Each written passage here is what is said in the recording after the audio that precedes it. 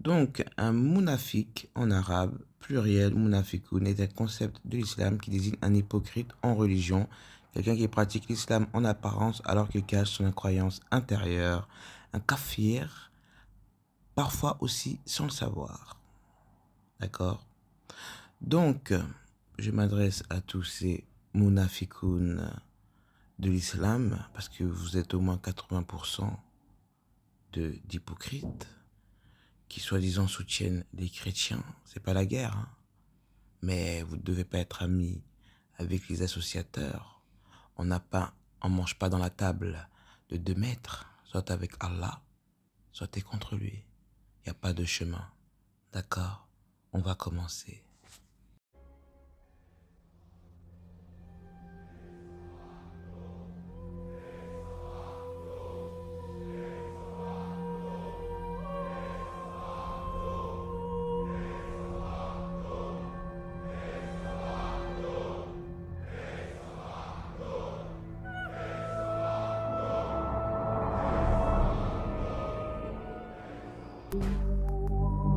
Ils n'ont pas voulu écouter. Ils n'ont pas voulu écouter les lois de Dja Dja, Dja Dja, oh Dja.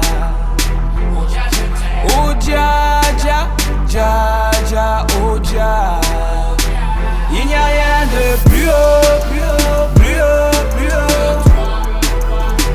Il n'y a rien de plus haut, plus haut, plus haut, plus haut. Il n'y a rien de plus haut, plus haut, plus haut, plus haut. Il n'y a rien de plus haut, plus haut, plus haut, plus haut. Religieux et spirituel, c'est l'heure de l'éveil. Sortez de ce sommeil, du monde des merveilles. La guerre céleste a commencé, faut pas l'oublier. Les genoux à terre, commencez à l'implorer. Ça fait beaucoup d'années que les humains n'ont pas géré. Pourtant les messagers ont tout bien expliqué. Malgré ça les gens ne font que pécher sans hésiter. Personne pour s'aimer et ni s'entraider. Je ne vois que de la misère, partout les mêmes galères. Du stress et de l'adultère, tous dans le feu éternel de Dja. Oh Dja Dja, Dja Dja, oh Dja. Oh Dja je t'aime, oh Dja Dja, Dja Dja, oh Dja. Pour les élus de l'Éternel, Ra Wallah, nous sommes dans ce monde mais pas de ce monde. Alors pourquoi vous regardez des JO? Est-ce que vous savez les codes? Moi je ne les ai pas regardés. Mais en voyant des commentaires sur les réseaux, je suis obligé de faire une vidéo. D'accord? Donc pour tous les associateurs mounafikoun musulmans qui viennent sous les vidéos des chrétiens, sachez que Allah vous a dévoilé car vous êtes des hypocrites. Avec les associateurs, vous voulez avoir de l'empathie, mais votre cœur là, au jour de la rétribution, vous allez repartir avec le kitab derrière le dos. Et vous allez traverser le pont et tomber dans le feu. Nar, feu éternel. Vous pouvez mentir aux hommes, mais vous ne pouvez pas mentir à Allah. C'est bien pour cela que Allah a envoyé Muhammad afin de rétablir la vérité que les chrétiens avaient fait avec le sang et la chair afin d'avoir la vie éternelle. Tout ça, c'est du blasphème, du sacrifice de Moloch. Et vous le verrez plus tard, vous les mounafikoun. Qui était là et qui a été donc diffusé et vu par des millions et des millions et des millions de personnes partout dans le monde. La France a choisi, le gouvernement a choisi, non seulement accepté mais choisi, c'est un choix délibéré, de se moquer des chrétiens, de se moquer de la culture chrétienne même du pays de France, de se moquer de leurs racines, de leur culture, et de se moquer de l'ensemble des chrétiens dans le monde, ces centaines de millions de chrétiens qui ont été insultés, qui ont été méprisés. C'est une outrance, c'est quelqu'un a dit une infamie. Deuxième mot, impudicité totale. Et troisième mot, blasphème contre le christianisme. De tout ce que nous avons pu voir dans cette cérémonie, la chose la plus choquante fut inévitablement, incontestablement, l'imitation, la représentation et la moquerie de la scène de Jésus avec ses disciples.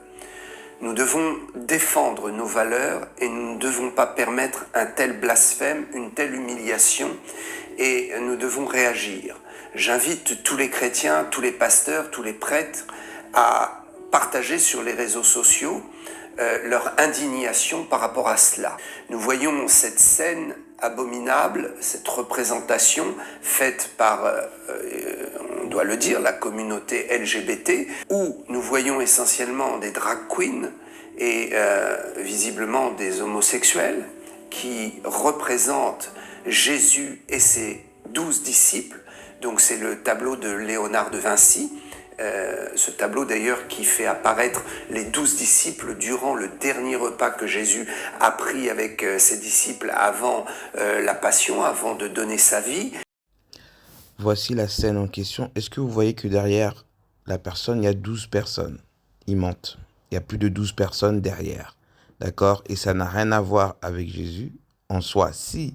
Parce qu'en fait, c'est grec. Dionysos, et on sait très bien que l'histoire de Jésus a été plagiée sur celle de Dionysos. Regardez bien, derrière les drag queens, tout ça là, ils sont plus de 12. Hein. Vous voyez, donc maintenant, je vais vous passer l'histoire, on va la lire. Allah les a confondus. Vous savez très bien, tellement ça vous fait mal. Pourquoi vous avez reconnu, vous avez dit que c'est la scène, c'est Jésus? Non, parce que vous savez très bien, là c'est Dionysos, parce que Dionysos à la fin il se fait manger, mais on va faire un récapitulatif de cette histoire. Donc, et oui, c'est-à-dire que vos esprits se sont confondus en 2024. Vous regardez, c'est le même esprit, mais ça n'a rien à voir avec la scène, parce que vous voyez 3 fenêtres, 4 derrière. Ils sont plus de 12 derrière. Il n'y a aucun truc d'apôtre, ça n'a rien à voir. C'est une histoire grecque. Maintenant, où a été allumée la flamme olympique?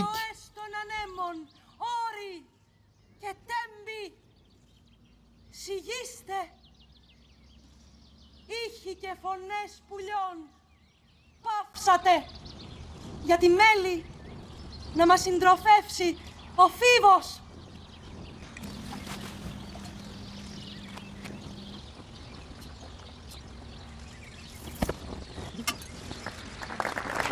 On peut dire, Benoît, qu'on a allumé la flamme effectivement à l'instant. Alors, si vous nous rejoignez sur France 24, sachez que vous venez de vivre le coup d'envoi le plus symbolique qui soit des Jeux Olympiques, qui a lieu avant chaque Olympiade, avant les Olympiades d'été et les Olympiades d'hiver.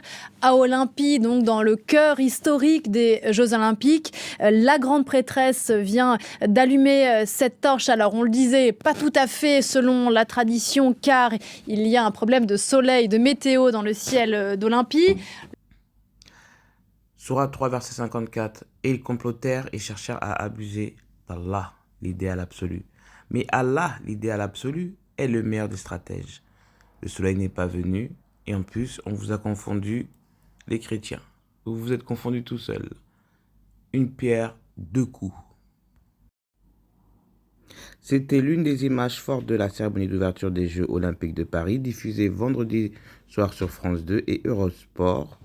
Sorti d'une cloche, le chanteur loufoque Philippe Catherine est apparu en slip presque nu et teinté de bleu, représentant Dionysos, le dieu de la vigne, du vin, du théâtre, de la fête et ses excès. Tout simplement tout nu, a-t-il fredonné dans son titre inédit, nu durant environ 1 minute 30. Donc à quel moment on parle de Jésus? Et pourquoi vous vous sentez visés les chrétiens? On va vous rappeler l'histoire.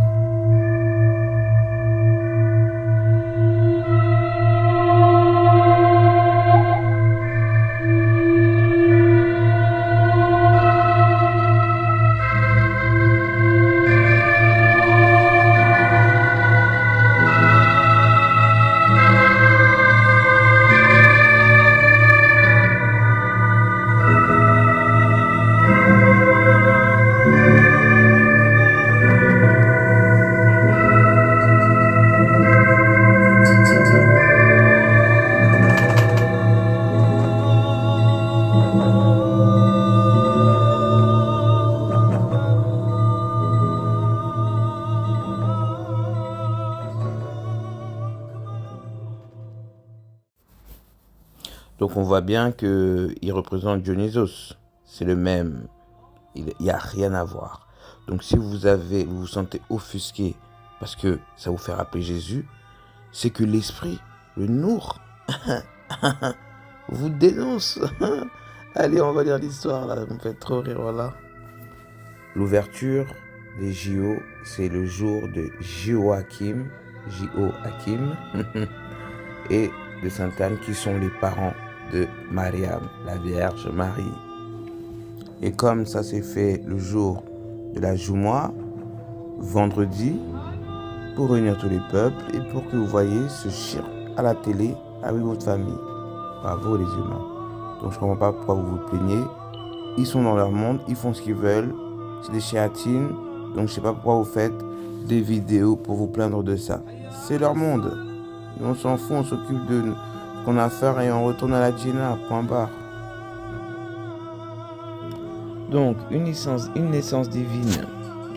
Dionysos est le seul dieu né d'une mère mortelle, des Homères et Hésiode. Il est présenté comme le fils de Zeus et de Sémélé, dont nous avons vu qu'elle était la fille du roi Thébès. Il est même né 2 fois à la suite d'une légende mouvementée, comme les Grecs en raffolaient. Héra, l'épouse légitime de Zeus, est furieuse de cette naissance et décide de se venger. Elle pousse la nourrice de Sémélé, Béroé, à conseiller à celle-ci de voir Zeus dans toute sa splendeur. Zeus consent à la demande de son amante, mais celle-ci meurt. Étant enceinte, en voyant la foudre et les éclairs, qui sont les attributs de ce dieu souverain de l'Olympe, ouais, c'est la même histoire que Moïse avait aussi voulu voir Yahweh, et celui-ci l'avait épargné lors de son passage en mettant sa main devant les yeux de Moïse. Zeus sauve de justesse le nouveau-né en le mettant dans sa cuisse, lequel naîtra en sortant. C'est cette légende que représente cette peinture d'un vase grec du 5e siècle avant Jésus-Christ. D'où l'un des épithètes de notre héros, le 2 fois né, d'où aussi notre dicton être né de la cuisse de Jupiter, pour désigner Jupiter, c'est le jour du roi, pour désigner quelqu'un qui s'énorgueillit de son rang social de naissance, Jupiter étant ici le correspondant romain de Zeus. La cuisse peut être une désignation euphémique pour les organes sexuels, procédés courants, voire par exemple le français bas-ventre. Ah d'accord, c'est comme s'il est mort, il est ressuscité, voilà, il est rentré dans le bas-ventre qui est la terre Gaïa. Ouais, ça se fait. C'est écrit tellement petit là. Bon, la mort de l'innocent et la mendication de son corps. Pourtant, Héra ne se contente pas de la mort de Sémélé, et apprenant la naissance de l'enfant, elle demande aux titans, Chronos, Océan, Japet, etc., de se débarrasser du nouveau-né. Ceux-ci coupent donc Dionysos en morceaux et le font cuire dans une marmite, un peu comme l'histoire de Osiris. Certes, la légende ne dit pas expressément qu'il s'agit par là d'une communion anthropophage, mais on ne peut s'empêcher d'y penser. Dans une version concernant Zagreux, une incarnation de Dionysos, les titans mangeront cru le dieu nouveau-né. Même si la communion chrétienne est un acte symbolique, nonobstant le dogme de la transubstantiation, qu'affirme toujours l'Église catholique et qui équivaut à du cannibalisme rituel, ce que je disais dans mes anciennes vidéos, on ne peut pas oublier l'insistance de l'évangéliste Jean dans les années 90 pour nous dire qu'il s'agit du vrai corps de Jésus. Jean 6, versets 22 à 59. Les auditeurs de Jésus à la synagogue de Capharnaüm n'en reviennent pas. Comment celui-ci peut-il nous donner sa chair à manger? Verset 52. Mais Jésus confirme. Jésus leur dit, en vérité, je vous le dis, si vous ne mangez pas la chair du Fils de l'homme et ne buvez pas son sang, vous n'aurez pas la vie en vous. Celui qui mange ma chair et boit mon sang a la vie éternelle, et je le ressusciterai au dernier jour, car ma chair est une vraie nourriture et mon sang est un vrai breuvage. Celui qui mange ma chair et boit mon sang demeure en moi et moi en lui. Comme le Père vivant m'a envoyé et que je vis par le Père, et celui qui me mange, celui-là vivra par moi. Tel est le pain qui est descendu du ciel, non comme ont mangé les pères et ils sont morts, et par l'allusion à la manne du désert que j'ai fait la vidéo quand Allah avait envoyé Moïse, aux Hébreux pour leur survie. Qui mange ce pain vivra pour toujours. Vous voyez? Donc, comme les titans et les nymphes ont mangé Dionysos, ben vous êtes des nymphes et des titans. On vous montre. Vous êtes des néphilim, vous êtes des démons. C'est-à-dire que vous, les musulmans, vous ne pouvez pas suivre ça et prendre de l'empathie envers ça, là. C'est quoi ça? Donc Allah, il a besoin de ça. Allah, il n'a pas besoin de se justifier devant qui que ce soit. Jamais de la vie. Soit vous suivez les... Parce qu'on dit que le Christ, il est venu pour les péchés. Pour effacer les péchés. Mais les péchés sont les 10 commandements. Tout le reste, c'est les abominations. Et y compris l'innovation. Donc arrêtez-moi vos conneries, là. Une résurrection. C'est la titanide Rhea, épouse de Chronos et mère de Zeus, qui va sauver Dionysos en un miracle. Elle recolle les bouts du petit que les titans avaient découpé, et c'est ainsi que Dionysos passe au rang des immortels. Bah oui, tout ça c'est les mêmes histoires que l'Égypte. C'est les mêmes, ils ont volé les mêmes choses. Il n'y a rien qui est neuf sous le soleil. Donc, les JO, ça ne nous regarde pas. Continuez à faire les salades, la zakat, priez, faites l'aumône, aidez votre prochain. Vous occupez pas de ça. Tant que vous priez, ça va pas vous atteindre. Ne vous asseyez pas à regarder ces chéatines à la télé, dans la boîte de Pandore. Et après, vous faites semblant, nous, les musulmans. C'est pour ça que moi, je suis pas dans la Oumma. Je suis une Hanif. Monothéisme pur. Je n'ai pas envie de me mélanger avec ce genre de catégorie là. Nous, les musulmans, nous disons, nous soutenons les chrétiens. Dans le haram, là, dans leur truc de shir, là. Parce que là, le passage de la scène, là, c'est ensuite qu'il va à la croix. Et à la base, l'islam est venu pour arrêter ces conneries de sang, comme le dieu Moloch. D'accord? Faut arrêter vos conneries, là. Non. Priez pour eux afin qu'ils se remettent sur le droit chemin. Inch'Allah. D'accord? On est nés pécheurs. Nettoyons-nous pour remonter à la Djinna. Que la dunya ne soit pas un effet de « Ouh, j'adore, ouh, j'ai tout ce que je veux ». Non. Faut arrêter ça. Faut arrêter vos conneries, là.